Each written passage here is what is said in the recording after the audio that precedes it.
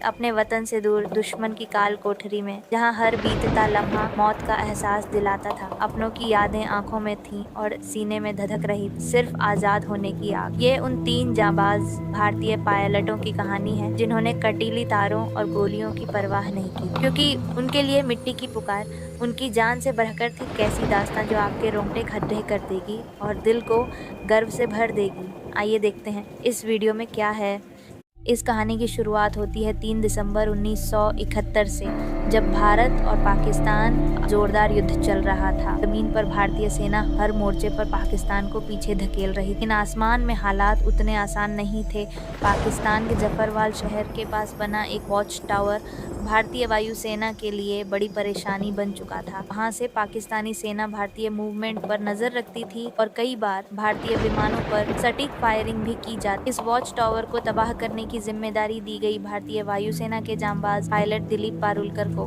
दिलीप पारुलकर अपने साहस, अनुशासन और हिम्मत के लिए जाने जाते थे। उन्हें पता था कि मिशन आसान नहीं है। देश के लिए यह जोखिम उठाना जरूरी था। 10 दिसंबर 1971 को दिलीप पारुलकर अपने सुखोई 7 फाइटर जेट के साथ मिशन पर निकले। जैसे ही वो वॉच टावर पास पहुंचे, पाकिस्तान की एंटी एयरक्राफ्ट गनों ने जबरदस्त फायरिंग शुरू कर दी। गोलियां सीधे उनके जेट की तरफ आ रही थीं। कुछ ही पलों में उनका विमान बुरी तरह डैमेज हो गया। हालात बिगड़ते देख पारुलकर ने बिना समय गंवाए इजेक्ट किया। उनकी जान तो बच गई, लेकिन किस्मत ने उन्हें दुश्मन की जमीन पर उतार दिया। जमीन पर उतरते वक्त पारुलकर पहले से घायल थे। दर्द से जूझते हुए वो खुद को संभाल ही रहे थे कि आसपास के पाकिस्तानी आम लोग वहां जमा होने लगे। भीड़ दुश्मन दुश्मन चिल्लाने लगी। देखते ही देखते लोगों ने उन्हें पीटना शुरू कर दिया। उनका सामान छीन लिया गया। चोट, थकान और मारपीट की वजह से पारुलकर वहीं बेहोश हो गए। अगर थोड़ी भी देर हो जाती तो शायद भीड़ उन्हें जान से मार दे, लेकिन तभी पाकिस्तानी सैनिक वहां पहुंच गए।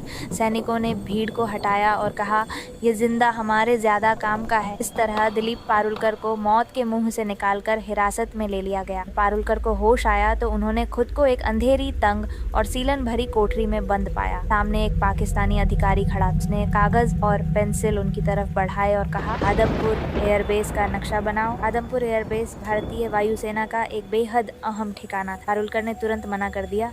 इसके बाद जेल की दीवारें तो पीछे छूट गईं, लेकिन असली खतरा तो अब शुरू हुआ है।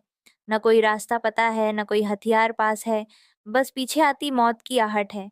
क्या ये तीनों जांबाज भारतीय पायलट सरहद की कटीली तारों को पार कर पाएंगे? दोस्तों, कहानी का अगला हिस्सा पार्ट 2 इससे भी ज्यादा खतरनाक होने वाला है। उसे मिस न करने के लिए अभी सब्सक्राइब बटन को दबा दीजिए।